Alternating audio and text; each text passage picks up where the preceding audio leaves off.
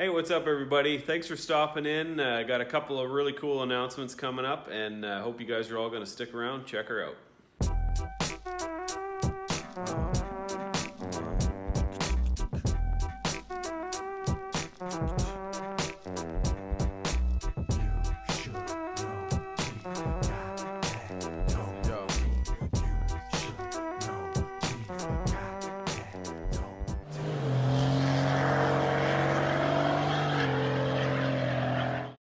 Alright, so I'm in the shop here today. I have got a very exciting surprise hidden under that tarp, but first of all, I have a pretty big announcement with this truck.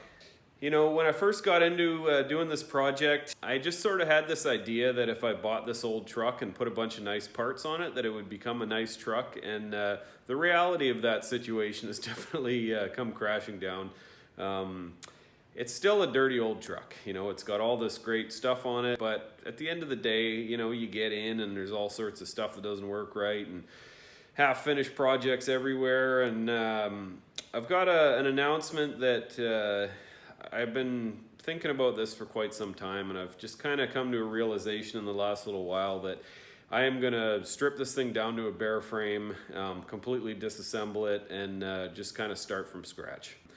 You know, I had originally thought that, you know, I would just keep picking away at it and stuff, but every time I get working on something, it just, everywhere around it is all this stuff that's dirty and needs to be cleaned up and painted, and this and that's leaking, and switches and electrical gremlins all over the place, and just, there's just so much stuff on here. I'm just so overwhelmed with just this unfinished crap everywhere. I'm going to just completely strip it down and go through it properly.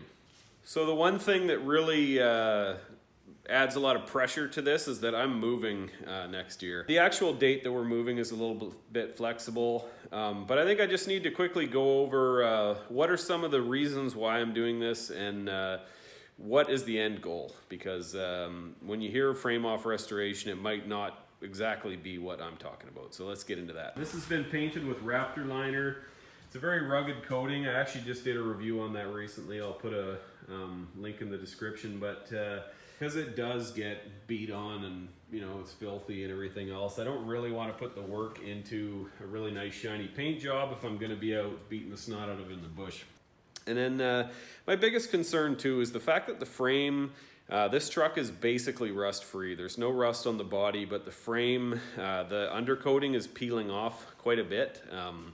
All the oil leaks have kept from the back of the cab forward very well protected. There's no frame rust really up there, but the back from the rear of the cab back definitely has a few areas. It's not a structural thing for the most part, but it is definitely ready to be stripped down and painted and stuff like that. So that's really one of the biggest concerns that's driving this. But also, every time I get under there, I'm just disgusted with how filthy and disgusting everything is, and I really just want it to be nice. Okay, so the biggest thing to talk about is the fact that I am not going to be doing some show quality thing or whatever. I mean, this is really not what this truck's about. I do want to do good work. I want it to be nice and that kind of stuff, but I am not the guy that's going to be, you know, waxing this thing on Sunday afternoon or whatever. I want to be out in the bush quadding and screwing around and just having a good beefy truck to take me out there and do that. All right, now that we got all that out of the way, just want to introduce a new series that I'm going to be putting on this channel. It's going to be called Building My Dream 12 Valve.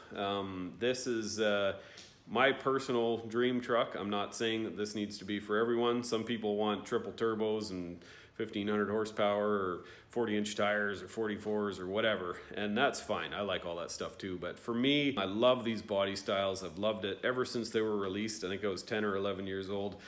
And I want to have this truck. I love that it's the 12 valve. I love that it's a regular cab dually. This is exactly what I want, and I want it beefy and strong and usable and all that kind of thing. So for me, this is it. So now for the big exciting thing. Under this cover is a 6-liter. This is going to be going in my Dakota. I've hummed and hawed about it forever, and it's time to make some decisions and just get going.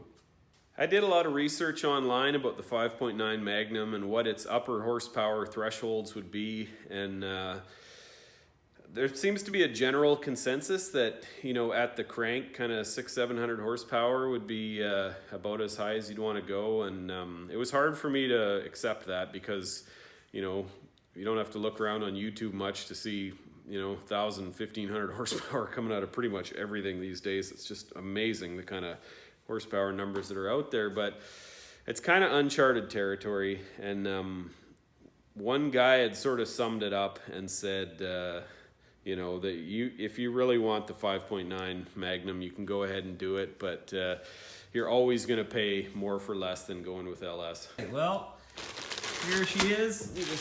Oh, hold on. This was pouring down rain and had to cover this thing up pretty good. So, anyways, there she is. As you can see, it was a standard. I'm pretty sure that this is a 6-liter out of a 3/4 ton. I'll have to confirm that. I'm pretty sure it is though. But as you can see, 155,000 kilometers on it.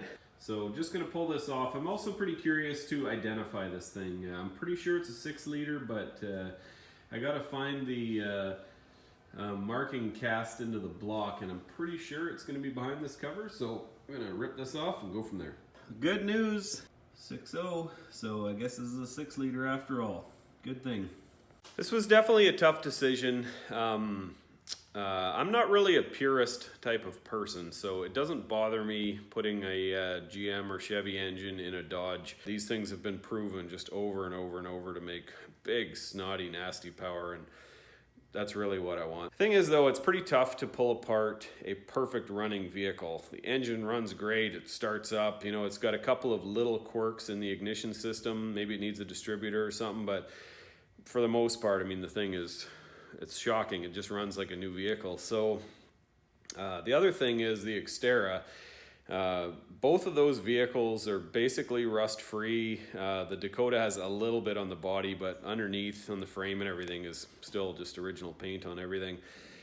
So the Xterra is getting turned into a rock crawler at some point. Obviously the shop is going to be tied up with this for quite some time, but I'm going to throw the 5.9 Magnum, which runs perfectly and has lots of torquey bottom end in the Xterra. That'll be the sort of rock crawler truck motor and that, and then the 6-liter in the Dakota, and you know, would be heading in the direction of, you know, big turbo and all sorts of snotty power. So anyways, that's where things are going on this channel for the foreseeable future. When I'm in the shop, I'll be doing this sort of frame off restoration on this truck.